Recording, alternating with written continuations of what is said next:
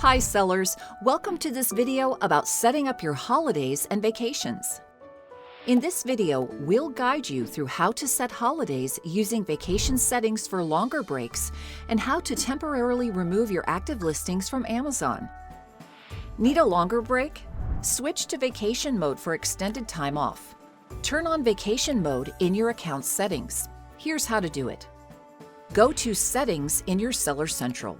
Select Account Info next to Store Status. Click on Vacation Settings. You'll see that your current listings are marked as active. Click Edit. Switch the toggle to On Vacation and confirm by clicking Save. Please note existing orders will not be canceled. You still need to fulfill all pending orders. FBA orders will continue to be processed and shipped by Amazon. Any buyer-seller messages received while you're away will still need a response within 24 hours.